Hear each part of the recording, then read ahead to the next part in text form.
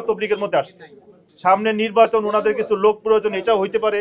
অথবা মাওলানা মামুন সাহেব চাচ্ছে জুবাইরপন্থীদের আমির হওয়ার জন্য। কারণ এই যে জুবাইরপন্থী যারা বলি, তবলিগের কাজটা এখন মাওলানা জুবাইর সাহেবের হাতে আর নাই, এখন এটা চলে গেছে পুরো হেফাজতের হাতে। এই জন্য ওনারা যাদের বন্ধু হবে তাদের শত্রু দরকার নাই। অনুরোধ হলো এটা যে আপনারা তৃতীয় পক্ষ যারা আছেন মেহরবানি করে এখান থেকে সরে যান, আমাদের দুই পক্ষ নিয়ে বসেন, ইনশাল্লাহ একটা সুষ্ঠু সমাধান হয়ে যাবে। এটা আমার কাছে খুব কষ্ট লাগছে। মাওলানা মামুনুল হক সাহেব এসে বললো যে ধর্ম উপদেষ্টাকে তো আমরা নিয়োগ দিয়েছি। তো ধর্ম উপদেষ্টা তো শুধু হেফাজতের জন্য ধর্ম উপদেষ্টা না, জুবাইরপন্থীদের জন্য না।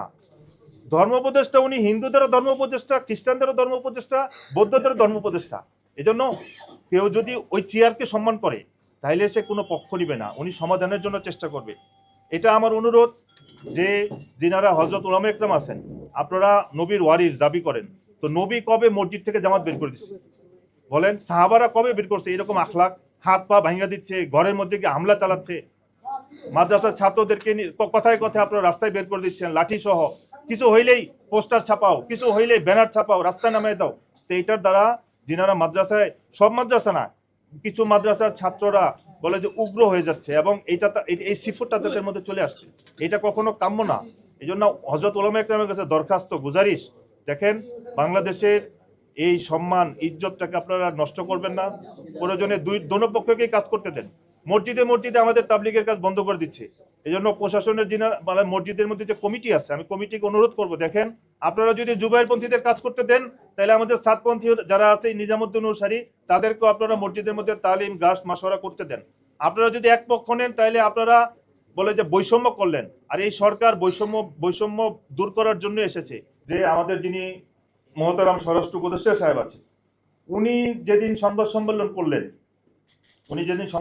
করলেন মাওলানা মামুনুল হক সাহেব পাশে, জুনায়েদ আল হাবিব সাহেব পাশে, মাওলানা রবিউল হক সাহেব উনি সুরা ওই পন্থের, উনি বাম পাশে বসে এক কোনায়, কিন্তু কথা বলতেছে মামুনুল হক সাহেব।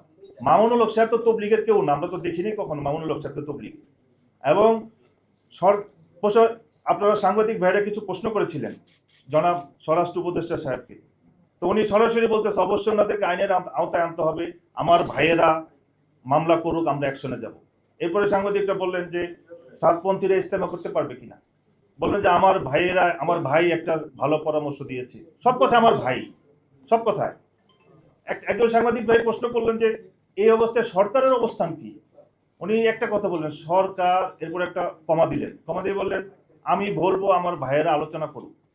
তো আমার ভাইয়েরা আলোচনা করে তো সমাধান করতে পারবে না। মাওলানা মামুনুল হক সাহেব তো পারতো, ওনার যে স্ট্যাটাস ছিল, ওনার যে খানদান, বাংলাদেশের ইতিহাসে ইসলামের মধ্যে ওনার খানদানের অনেক অবদান, আমরা মনে করেছিলাম যে উনি হয়তো এটার একটা সমাধান করে দিবেন।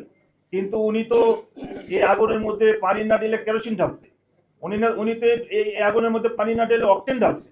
এখন উনি তো তৃতীয় পক্ষ, উনি তো আগুন কেন জ্বালায় রাখছে, উনি সমাধান কিভাবে করবে?